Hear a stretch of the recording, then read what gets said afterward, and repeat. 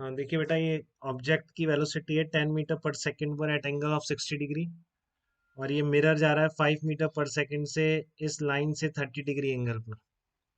ठीक है, तो आपको वेलोसिटी ऑफ इमेज बतानी है।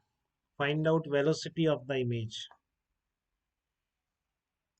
तो आपको पता है कि मिरर के रिस्पेक्ट में ऑब्जेक्ट की जो वेलोसिटी है और इमेज की वेलोसिटी हमेशा इक्वल एंड अपोजिट हो जाएंगी।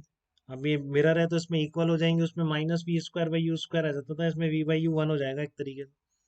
ठीक है, क्योंकि ये प्लेन मिरर है। तो सबसे पहले तो आप निकालिए velocity of object with respect to mirror कितनी है। सबसे पहला का काम क्या है आपका, वेलोसिटी। फिर उसका उल्टा कर देंगे ना बेटा, तो मिरर के रिस्पेक्ट में आ जाएगी, मिरर की ऐड कर देंगे। तो velocity of object with respect to mirror क्या होगी, velocity of object with respect to ground minus velocity of mirror with respect to ground. ठीक है, तो एक्स एक्सेस की बात कर रहा हूँ अभी मैं, एक्स एक्सेस की बात कर रहा हूँ, तो एक्स कंपोनेंट क्या हो जाएगा, velocity of object with respect to mirror along x axis 10 cos 60 minus minus 5 cos 30। तो कितना आ जाएगा, 5 - 5 + 5 √3/2 आ जाएगा बेटा। ठीक है, तो velocity of image with respect to mirror along x axis कितनी हो जाएगी, इसकी नेगेटिव हो जाएगी। ये इसके रिस्पेक्ट में इधर जा रहा है तो इमेज भी इधर ही आएगी। ठीक है, तो इमेज की वेलोसिटी अपोजिट डायरेक्शन में आएगी, इमेज की वेलोसिटी आ जाएगी -i cap, -5 × 1 + √3/2 i cap with respect to mirror. तो इमेज की विद रिस्पेक्ट टू ग्राउंड का एक्स कंपोनेंट एक एक निकाल रहे हैं। पहले एक्स कंपोनेंट कितना हो गया, मिरर भी खुद इधर चल रहा है किससे, 5 cos 30 से, और इमेज भी मिरर के रेस्पेक्ट में इधर चल रही है, तो एक ही डायरेक्शन में हो गए दोनों। इसका भी -i कैप है, इसका भी -i कैप है, तो दोनों ऐड हो जाएंगे।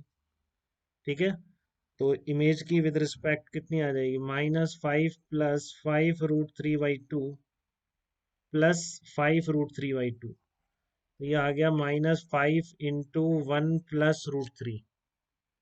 ये किसकी आ गई, image with respect to ground along the x axis, minus आया क्योंकि -i कैप में आ रही है। ठीक है ना, अब वर्टिकल में तो कोई कंफ्यूजन नहीं है बेटा, कोई भी चल रहा हो, देख रहे हो आप, वर्टिकल में मिरर चल रहा हो या कुछ चल रहा हो इसमें प्लेन मिरर में, ये हमेशा सामने ही रहेगा ना, इमेज तो हमेशा सामने रहेगी। तो जो ऑब्जेक्ट की है विद रिस्पेक्ट टू ग्राउंड वही हमेशा रहने वाली है इमेज की भी। ठीक है ना, तो वाई डायरेक्शन में कोई कंफ्यूजन नहीं है इसमें। तो image with respect to ground along y direction हमेशा उतनी ही रहेगी जितनी की object with respect to ground along y direction है। कितनी है, 10 sin 60। तो कितना आ गया, 5 √3 आया, क्योंकि मिरर चले कुछ करे उससे फर्क नहीं पड़ता है, प्लेन मिरर है ना। तो आपकी कितनी आ गई, velocity of image with respect to ground का वेक्टर आ गया -5 × 1 + √3 i कैप, मैं -i कैप इधर लगा दूं, +5 √3 j कैप। ये आपकी इमेज की वेलोसिटी आ गई। ये वाई वाला ध्यान रखना बेटा, वाई में मिरर के चलने से कोई फर्क नहीं पड़ता, क्योंकि ऑब्जेक्ट मिरर चलता रहे कुछ भी, ऑब्जेक्ट हमेशा सामने रहने वाला है, इमेज हमेशा सामने रहने वाली है ऑब्जेक्ट के। तो ऑब्जेक्ट जितनी वेलोसिटी से चलेगा इमेज भी उतनी वेलोसिटी से चलेगी। ठीक है, अब इसी में एक क्वेश्चन और दिखा रहा हूँ, आप देख लीजिए, कर तो लेंगे, ऐसा कुछ नहीं, थोड़ा टाइम लग जाता बट कर लेते। ये देखिए प्रोजेक्टाइल का क्वेश्चन है कि इसमें क्या किया है, एक पार्टिकल को यहाँ से पी से प्रोजेक्ट कर दिया है। ठीक है, हॉरिजेंटल से अल्फा एंगल पर, और image of the particle is observe from the frame of particle projected. जो पार्टिकल आपने प्रोजेक्ट किया है उसी के रिस्पेक्ट में आप इमेज को देख रहे हैं। ठीक है, और ये मान लो कि मिरर से कोलिजन नहीं होती है पार्टिकल की, लिख रखा है इसने, assume particle does not collide with the mirror. ठीक है, तो पूछ रहा है find out time when the image will come momentarily at rest with respect to particle. तो आप वो टाइम बताइए जबकि इमेज के ऑब्जर्वर इस ऑब्जेक्ट के रिस्पेक्ट में मोमेंटरीली रेस्ट पर आ जाएगी। तो आपको पता है बेटा, डायरेक्शन इसमें परपेंडिकुलर टू द मिरर दोनों की हमेशा अपोजिट होती है।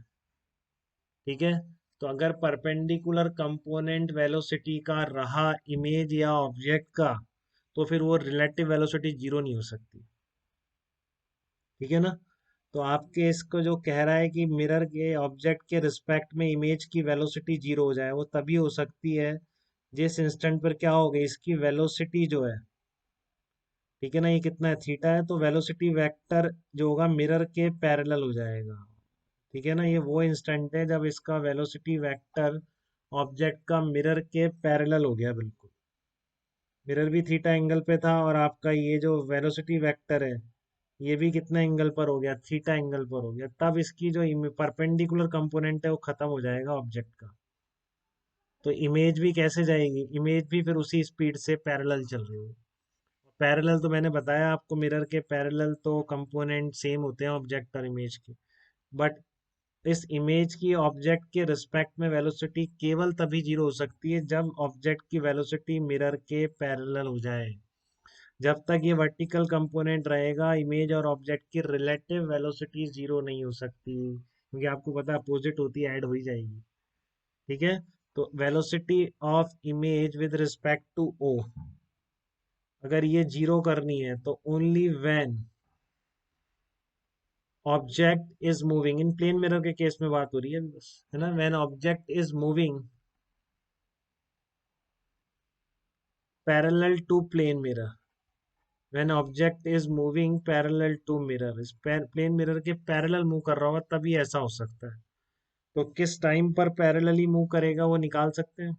हॉरिजॉन्टल कंपोनेंट वेलोसिटी का चेंज होता नहीं, यहाँ पर कितना था अल्फा, तो आप इसको यूज करिए, u cos alpha equal to v cos theta. ये क्लियर है आपको प्रोजेक्टाइल में, हॉरिजॉन्टल कंपोनेंट कभी भी चेंज नहीं होता है। ठीक है, तो कितना आ गया, u cos theta equal to, क्या लिखा है मैंने, गलत लिख दिया, उल्टा कर दिया, v cos theta equal to u cos alpha. Initial ये था, हमेशा वही रहेगा।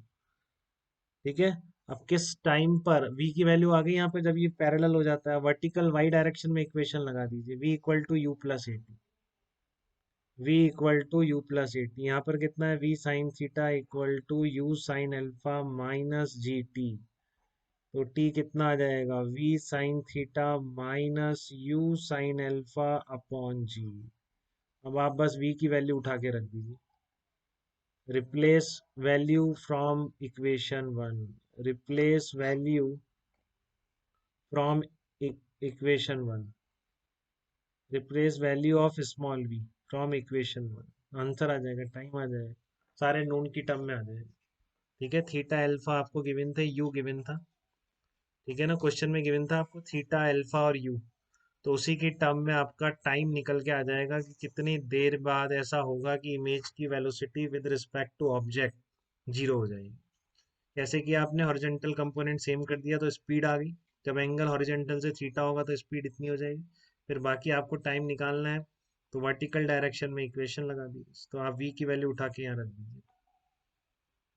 ठीक है ना, तो ये आ जाएगा u cos alpha into tan theta आ जाएगा शायद।